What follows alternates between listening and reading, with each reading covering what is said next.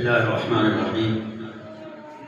إذا مات آدم انقطع عمل إلا ثلاثة: صدقة جارية أو علم ينتفع به أو ولد صالح أو كما قال النبي صلى الله عليه وسلم.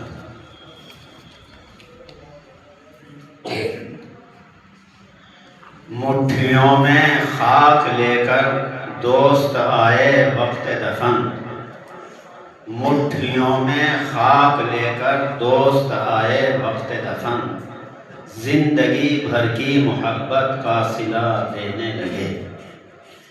گرامی قدر حضرات اور برادران اسلام اور معزز سامعین کرام اور عزیز طلباء، ابھی کل پرسوں جمعرات کے روز بعد نماز مغرب ڈنڈولی کھیڑا میں ایک مدرسہ ہے جمال القرآن، وہاں ہمارے محترم جناب مولانا مفتی عطاء الرحمان صاحب بیان فرما رہے تھے، اور بیان کرنے کے بعد اتفاق سے ہم بھی پہنچ گئے تو حضرت مولانا مفتی عطاء الرحمان صاحب نے ہمیں مدعو کیا اور کہا کہ حضرت مولانا دارالعلوم دیوبند سے حضرت قاری محمد یوسف صاحب مدد اللہم العالی تشریف لا رہے ہیں، ذکر کی مجلس ہوگی اور کچھ تعزیتی پروگرام بھی رہے گا۔ بہرحال مولانا کی دعوت کے اوپر لبیک کہا اور ارادہ کیا، خدا نے اس کی تکمیل فرمائی اور یہاں تک آپ کے بیچ میں آنا ہوا۔ مولانا کا حکم بھی تھا، اور پھر اس سے بھی بڑھ کر بات یہ ہے کہ ہمارے حضرت الشاہ عبدالستار صاحب رحمہ اللہ وہ ہم سے بڑا پیار کرتے تھے، محبت کرتے تھے۔ ہم چھوٹے چھوٹے تھے، یہاں کاشف العلوم میں پڑھا کرتے تھے، تو حضرت شاہ عبدالستار صاحب کوئی دن ایسا جاتا ہوگا کہ وہ وہاں حاضری نہ دیتے ہوں۔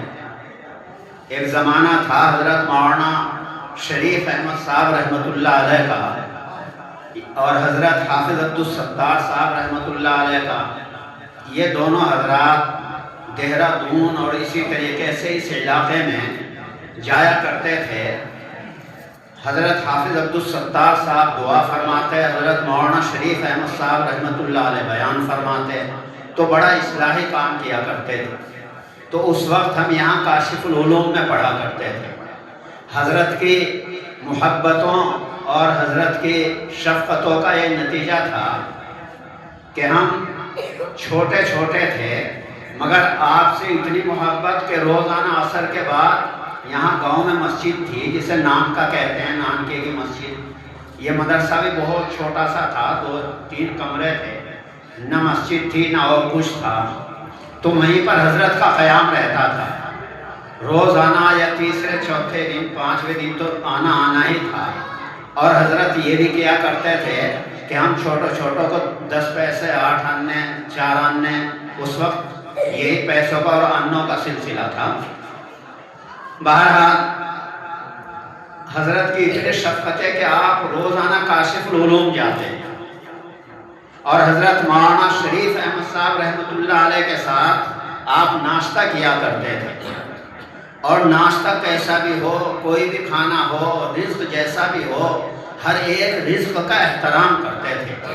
آج ہم لوگ دیکھتے ہیں کہ روٹیاں یوں ہی ڈال دیتے ہیں، ہمارے بچے بھی احترام نہیں کرتے، بڑے بھی احترام نہیں کرتے، چھوٹے بھی احترام نہیں کرتے، ہماری مائیں اور بہنیں بھی آج احترام نہیں کرتی، اتنی فراوانی رزق کی ہو گئی۔ ورنہ پہلے ہماری مائیں جو کہا کرتے تھے، اگر نمک بھی نیچے گر گیا کہ یہ نمک پلکوں سے چگنا پڑے گا، بچوں کو اتنی ترغیب دلاتی تھی، ایسی تربیت کیا کرتی تھی۔ مگر آج یہ ہو گیا کہ اللہ نے اتنی فراوانی دی ہے، اتنا رزق دے دیا ہے کہ ہم سے اس کی قدردانی نہیں ہو رہی، ناقدری کرتے ہیں۔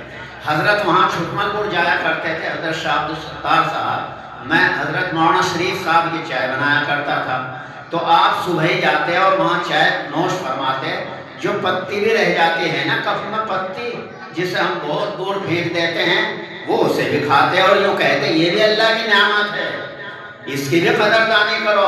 تو اس کو بھی صاف کر دیا کرتے تھے۔ تو خلاصہ یہ ہے کہ اللہ نے بڑی تواضع، عاجزی، انکساری، محبت اور شفقتوں سے حضرت شاہ عبدالستار صاحب کو نوازا تھا۔ اور بتاؤں تھوڑی سی بات آپ کو، حضرت شاہ عبدالستار صاحب رحمۃ اللہ علیہ کتنی محبت کرتے تھے اہل علم سے، علم والوں سے، اتنی محبت کرتے تھے جب ہم یہاں پڑھانے لگے، کاشف العلوم میں پڑھانے کا دور آیا، تو مجھ کو ایک روز کہنے لگے، او سندل ہڑی کے مولوی، تو سندل ہڑی نہیں لے کر چلتا؟ مگر حضرت جب آپ فرمائیں، تو ان کی محبت دیکھیے، ایک روز خود ہی چلے گئے حضرت حاجی اشرف صاحب کو لے کر، اور آنے کے بعد پھر بتلا رہے کہ ہم تمہارے گھر ہو کر آئے، تمہاری اماں نے ساگ کھلایا اور ہمیں کیا ہے لسی پلائی، اور پھر ہم وہاں ایک غیر مسلم کا بھی، وہ غیر مسلم کے پاس بھی ہم گئے، ان کا ادب و احترام کیا، اور ان کو ہم واہ واہ اہلاً و سہلاً کہہ کر آئے۔ کیوں؟ اس لیے کہ وہاں اس غیر مسلم پردھان نے، جس کا بلدیو نام تھا، اس نے مسجد بنوائی، وہاں مسجد نہیں بن رہی تھی، مگر اس نے مسجد بنوائی تو اس کا شکریہ ادا کرنے گئے، اس کا شکریہ ادا کیا اور لوگوں کو توجہ دلائی کہ مسجد میں نماز پڑھو۔ تو خلاصہ یہ ہے کہ آپ کی کوئی مثال ہی نہیں ہو سکتی۔ بہرحال ان کے پوتے اور کیا پڑ پوتے ہمارے مفتی عطاء الرحمن صاحب کوئی بات ہمیں کہیں اور ہم اس کو یوں ہی ٹال دیں، یہ اچھا نہیں۔ بہرحال آپ کی دعوت کے اوپر آپ کے بیچ میں یہاں آنا ہوا، الحمدللہ حضرت قاری صاحب کی تلاوت سنی، اور تلاوت سب سے بڑی چیز ہے، تلاوت سے بڑھ کر کچھ نہیں، اس قرآن سے بڑھ کر کچھ نہیں۔ قرآن کے اندر ساری چیزیں ہیں، قرآن میں ذکر بھی ہے، قرآن میں فکر بھی ہے، قرآن میں شکر بھی ہے، ساری چیزیں اس قرآن کے اندر موجود ہیں۔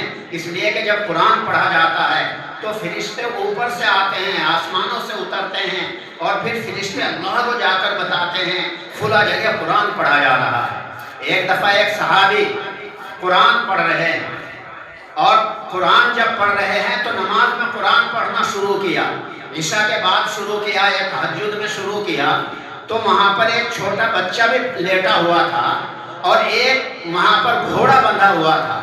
تو جب وہ صحابی قرآن پڑھ رہے تھے، زور زور سے قرآن پڑھنے لگے، نماز نوافل میں زور سے بھی پڑھا جا سکتا ہے، جب زور سے پڑھنے لگے تو وہ گھوڑا بھڑکنے لگا، تو ان صحابی کو یہ ڈر ہوا کہیں ایسا نہ ہو یہ گھوڑا بھڑک کر، اور بچہ چھوٹا سا پڑا ہوا ہے، یہ چارپائی کے اوپر چلا جائے اور بچے کو مار دے۔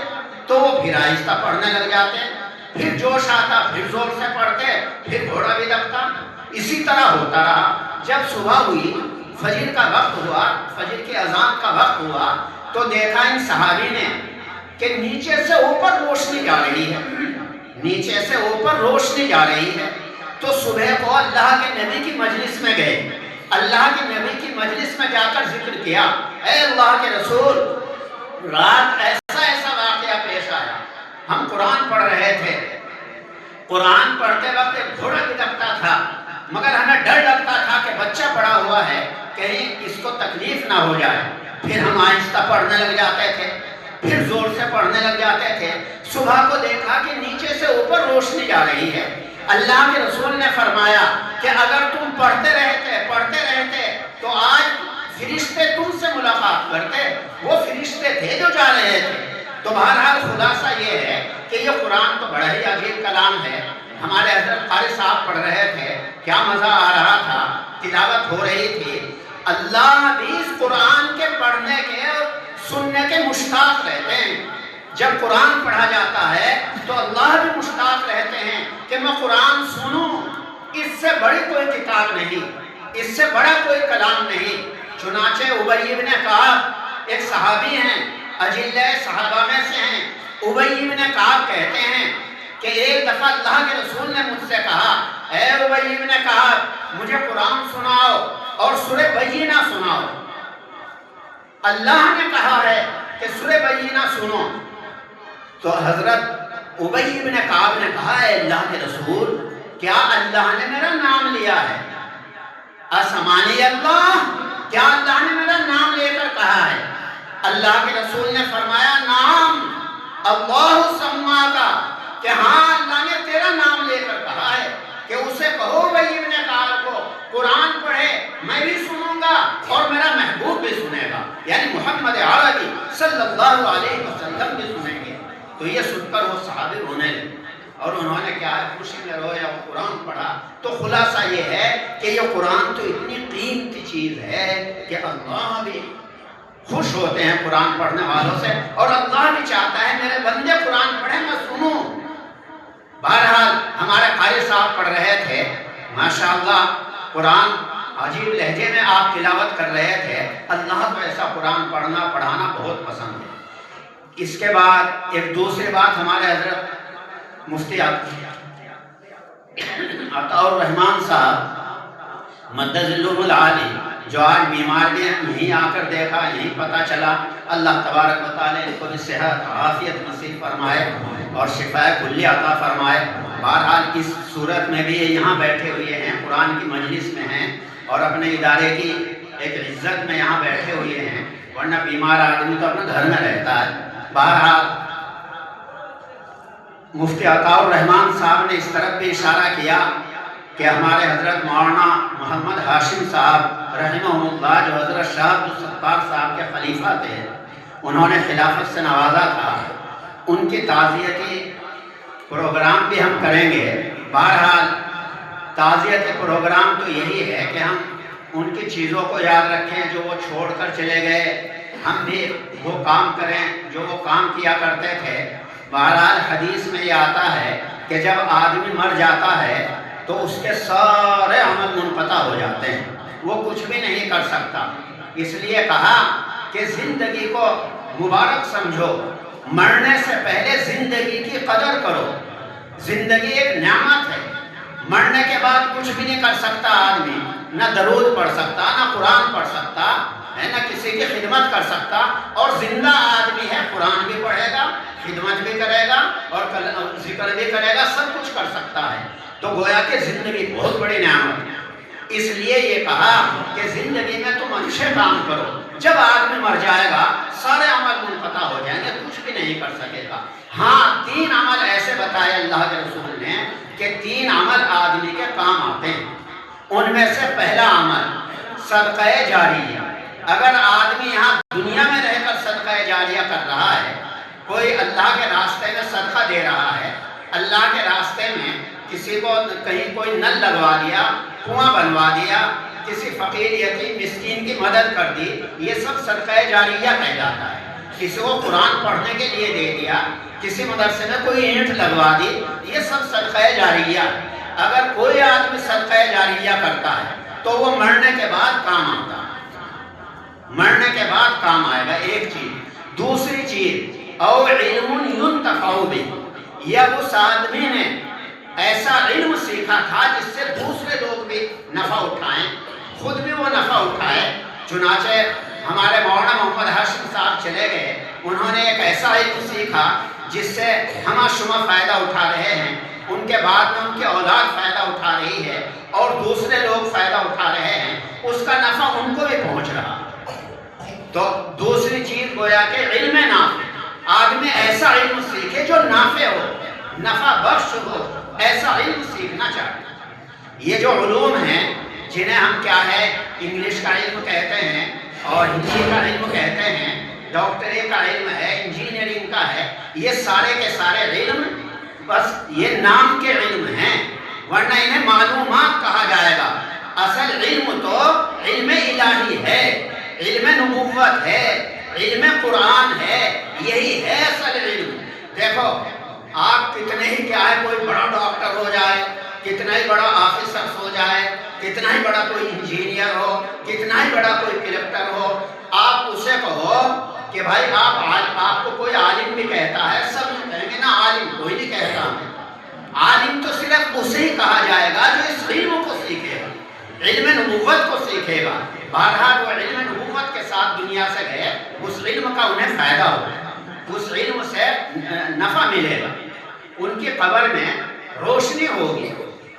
تیسری چیز او ولد صالح، مرنے والا مر جاتا ہے، نیک اولاد اگر چھوڑ کر جا رہا ہے، یہ نیک اولاد بھی کام آتی ہے۔ اس لیے ہم سب کا فرض ہے کہ ہم اپنی زندگی میں اگر اللہ نے ہمیں اولاد دی ہے تو اولاد کی تربیت کریں، اولاد کو نیک بنائیں، اولاد کے اوپر محنتیں کریں۔ اولاد کے اوپر جب محنت ہوتی ہے تو وہ کام آتی ہے۔ دیکھو ایک دفعہ حضرت معین الدین چشتی اجمیری رحمت اللہ علیہ وہ بنگال گئے، اور بنگال جا کر انہوں نے ان کے ہاتھوں کے اوپر 7 لاکھ آدمی مسلمان ہوئے اور 70 لاکھ آدمی ان کے ہاتھوں پر بیعت ہوئے۔ کتنا بڑا کام کیا۔ اب جب وہ وہاں سے آئے، اجمیر واپس ہو رہے تھے، بڑی خوشی سے پھولے نہیں سما رہے تھے، اجمیر پہنچے، والدہ محترمہ کہنے لگی ہاں بھائی معین الدین بہت خوش ہو رہا ہے کہ جی ہاں، کہ یہ تیرا کمال نہیں ہے، یہ میرا کمال ہے۔ میں جب تجھے دودھ پلاتی تھی، باوضو ہو کر پلاتی تھی، قرآن پڑھ کر پلاتی تھی، آج جو تو خوش ہو رہا ہے، لوگ تیرا احترام کر رہے ہیں، عزت کر رہے ہیں، اور تیرے ہاتھوں کے اوپر اسلام لا رہے ہیں، مشرف بے اسلام ہو رہے ہیں، یہ کمال میرا ہے، تیرا نہیں ہے۔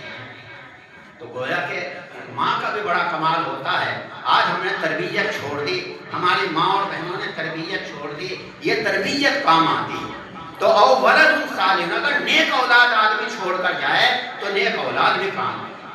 جیسے حضرت مولانا ہاشم صاحب بہرحال ایک حافظ قرآن چھوڑ گئے، ایک اور حافظ قرآن، ایک ان کے قاری قرآن ہیں، یہی کاشف القلوب میں پڑھاتے ہیں، ایک دربان کے ہیں جس کو قرآن میں رابط سے تعبیر کیا ہے، جیسے جہاد فی سبیل اللہ مجاہد کا مرتبہ ہوتا ہے، ایسا کیا ہے مرابط اور دربان کا بھی مرتبہ ہوتا ہے۔ بہرحال اللہ تبارک و تعالی ہم سب کو نیک بنائے، ایمان والے بنائے، ایمان پر خاتمہ فرمائے اور ایمان کے ساتھ ہمیں دنیا سے لے جائے، اور اللہ تبارک و تعالی ہم سب کو اہل علم کے عمل کی اہل علم کی محبت پیدا فرمائے اور ان جیسا ہمیں بھی عمل کرنے کی توفیق عطا فرمائے۔ وآخر دعوانا الحمدللہ رب العالمین۔ ماشاءاللہ حضرت حافظ صاحب بھی تشریف لے آئے، یہ بھی ہمارے جلسے کے لیے مبارک در مبارک، اہلا و سہلا مرحبا۔